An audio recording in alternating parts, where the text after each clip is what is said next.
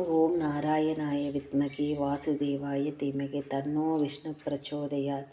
அனைவருக்கும் வணக்கம். இன்று பார்க்கக்கூடிய பதிவு வைகுண்ட ஏகாதேசி.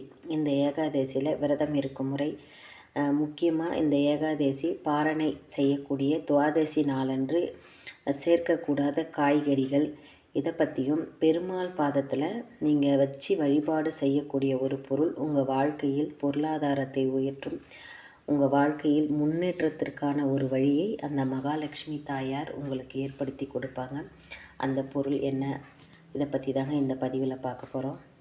மாதம் ஏகாதசி விரதம் இருக்க முடியாதவர்கள் இந்த மார்கழி மாதத்தில் வரக்கூடிய ஏகாதசியில் ஒரே ஒரு ஏகாதசிக்கு விரதம் இருந்தால் 3 கோடி ஏகாதசிக்கு விரதம் இருந்த பலனை பெறலாம்.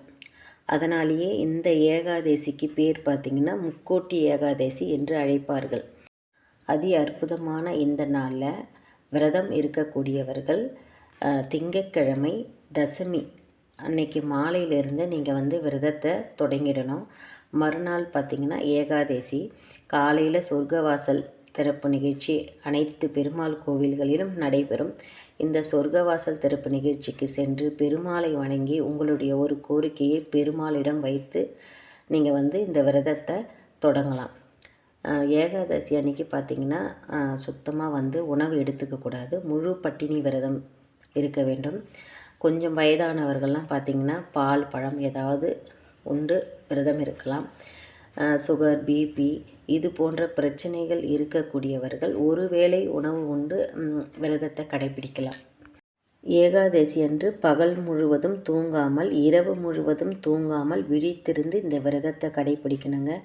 பகலில் வேலை இருக்கும், சில பேர் வேலைக்கு போவாங்க. வீட்டில் இருக்கக்கூடியவங்க பெருமாளுடைய நாமங்களையும் அஷ்டோத்தரங்களையும் பாசுரங்களை பாடி அவரை நினைத்து விரதம் இருக்கலாம். இரவில் பார்த்திங்கன்னா ராமாயணம், மகாபாரதம் இது போன்ற கதைகளையும் இந்த ஏகாதசி விரதத்தின் மகிமைகளையும் நாம் நைட்டில் விரதம் தூங்காமல் விழித்திருந்து பெருமாளுடைய இந்த கதைகளெல்லாம் கேட்கலாம். மறுநாள் பார்த்திங்கன்னா துவாதசி. மறுநாள் துவாதசியில் காலையில் சூரிய உதயத்திற்கு முன்பு இந்த பாரணை செய்து விரதத்தை முடிக்கணும். அப்படி செய்யக்கூடிய நேரத்தில் நீங்கள் சேர்க்கக்கூடாத காய்கறிகள் கத்திரிக்காய், புடலங்காய், பாகற்காய் இதெல்லாம் சேர்க்கக்கூடாது. வெங்காயம், பூண்டு, தக்காளி, பயிறு வகைகள், பருப்பு வகைகள் இதெல்லாம் சேர்க்காமல் நீங்கள் விரதத்தை முடிக்கணும். 21 வகையான காய்கறிகளை கொண்டு இந்த விரதத்தை முடிப்பாங்க. முக்கியமாக இதில் 21 காய்களை செய்ய முடியவில்லை என்றாலும் சேர்க்கக்கூடிய காய்கறிகள் பார்த்திங்கன்னா அகத்திக்கீரை பொரியல் செஞ்சு வைக்கணும்.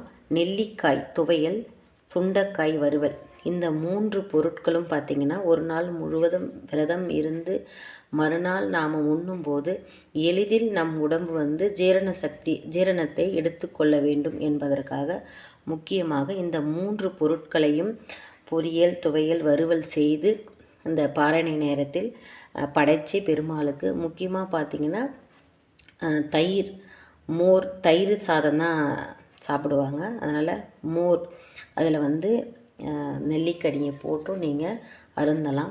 மிக எளிதில் ஜீரணம் ஆகும் இந்த பொருட்களை வைத்து நீங்கள் அந்த விரதத்தை முடிக்கலாம். பெருமாள் கிட்ட உங்களுடைய கோரிக்கையை வைக்கும்போது வீட்டில் உள்ள பெருமாள் படத்தில் லக்ஷ்மி தாயார் இருக்கக்கூடிய படத்தின் அருகில் துளசி விதைகளை வைத்தும் 8 ரூபாய் நாணயங்களையும் வைத்து உங்களுடைய கோரிக்கையை பெருமாளிடம் சொல்லி விரதம் இருந்து மறுநாள் நீங்கள் புதன்கிழமை, அதாவது பார்த்தீங்கன்னா பொன் கிடைத்தாலும் புதன் கிடைக்காது என்பார்கள். நீங்கள் ஏகாதசி அன்றைக்கே பெருமாளோட பாதத்தில் இந்த துளசி விதையையும் 8 ரூபாய் நாணயங்களையும் வச்சு பூஜை செய்யுங்க. அன்றைக்கி ஃபுல்லாக பெருமாளை நினச்சி பாராயணம் செய்யுங்க. மறுநாள் இந்த விரதத்தை முடித்த பிறகு இந்த 8 ரூபாய் நாணயங்களையும் துளசி விதையும் உங்கள் பணப்பெட்டியில் கொண்டு போய் வையுங்கள். உங்கள் பொருளாதார நிலை உயரும்.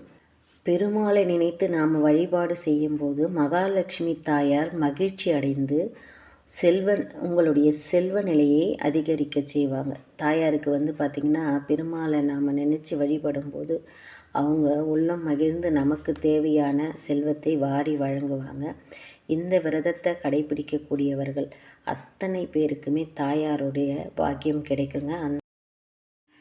திங்கட்கிழமை தசமி விரதம் தொடங்கி செவ்வாய்க்கிழமை ஏகாதசி, புதன்கிழமை துவாதசி, இந்த 3 நாட்களும் பார்த்திங்கன்னா 2 பகல் தூங்கக்கூடாது, ஒரு இரவு தூங்காமல் இந்த விரதத்தை கடைபிடிக்கணும். சொர்க்கவாசல் வழியாக பெருமாளை தரிசிப்பவர்கள் அனைவருடைய பாவங்களும் விலகும் என்று சொல்லப்படுகிறது.